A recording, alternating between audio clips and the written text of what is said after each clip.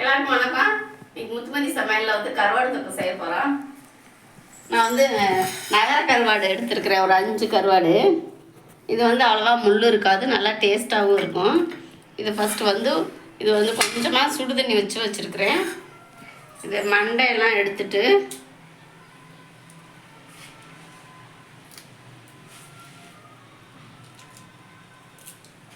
இந்த சுடு தண்ணியில் இப்படி போட்டோம்னா இதில் உள்ள உப்பெல்லாம் வந்துடும்.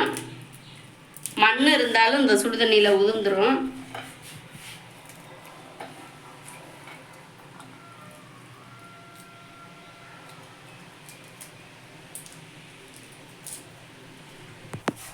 சுடு தண்ணியில் போட்டு வச்சுருக்கிறேன். ஒரு 5 நிமிஷம் வந்து சுடு தண்ணியில் ஊறட்டும். அந்த பக்கம் ஒரு கடாயை வச்சுருக்கிறேன். கடாயை காஞ்சிருச்சு.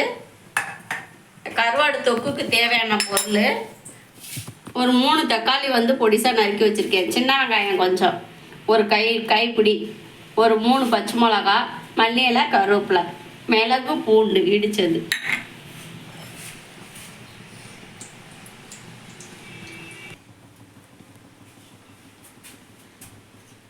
ஒரு 2 ஸ்பூன் எண்ணெய் ஊற்றிருக்கிறேன். இந்த வெங்காயத்தை போட்டுடலாம். பச்சை மிளகா, கருவேப்பிலை,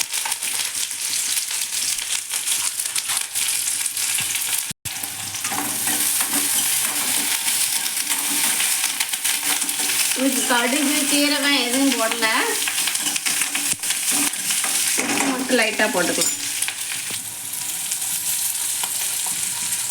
கருவாட்டில் உப்பு இருக்கும், நான் கொஞ்சம் தான் போட்டிருக்கிறேன். தக்காளி வெங்காயம் வதங்குறதுக்கு மட்டும்.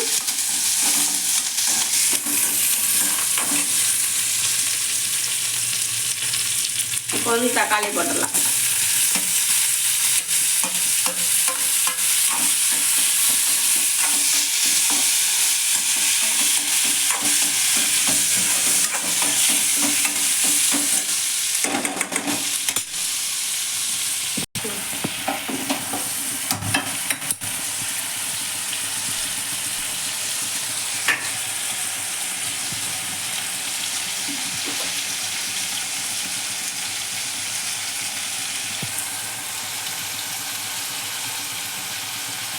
ஒரு ஸ்பூன் வந்து குழம்பு மசாலா பொடி போட்டிருக்கிறேன்.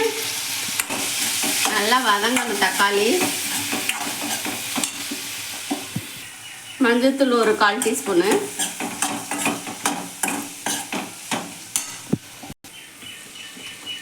ஒரு ஸ்பூன் மிளகா பொடி போட்டிருக்கிறேன். இதை அப்படியே பிரட்டிடுவோம்.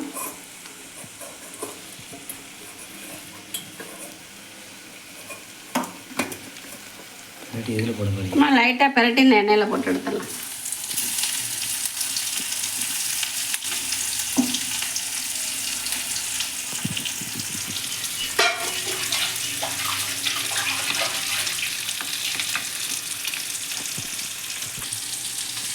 இந்த இடித்த மிளகும் பூண்டையும் நல்லா போட்டு நம்ம கிண்டி விட்டுடலாம்.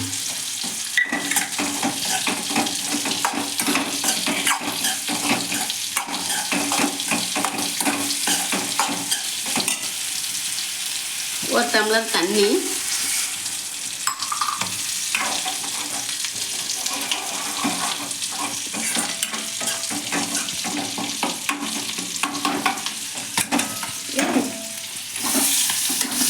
அவ்வளோதான், நம்ம எடுத்துடலாம்.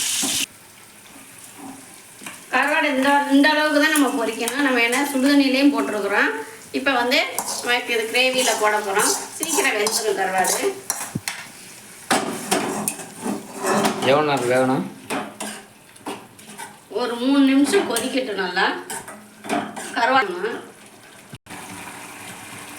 மல்லியும் கருவேப்பிலையும் லைட்டாக தூவி விடும்.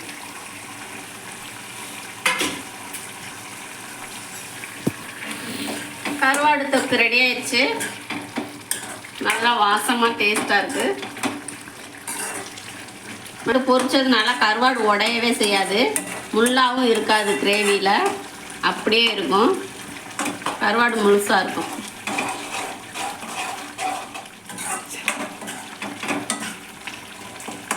சர்வ் பண்ணி காமிக்கிறேன்.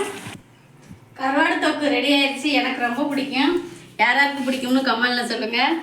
சூப்பராக இருக்கும். பழைய சோறுக்கு நல்லாயிருக்கும், சாம்பார் சாதத்துக்கும் நல்லாயிருக்கும். அப்படியே ரைஸில் போட்டு பரட்டி சாப்பிட்டா செம்மையாக இருக்கும். இதே மாதிரி நீங்களும் செஞ்சு சாப்பிடுங்க. வீடியோ பிடிச்சிருந்தா லைக் பண்ணுங்கள், ஷேர் பண்ணுங்கள், சப்ஸ்கிரைப் பண்ணுங்கள். தேங்க்யூ.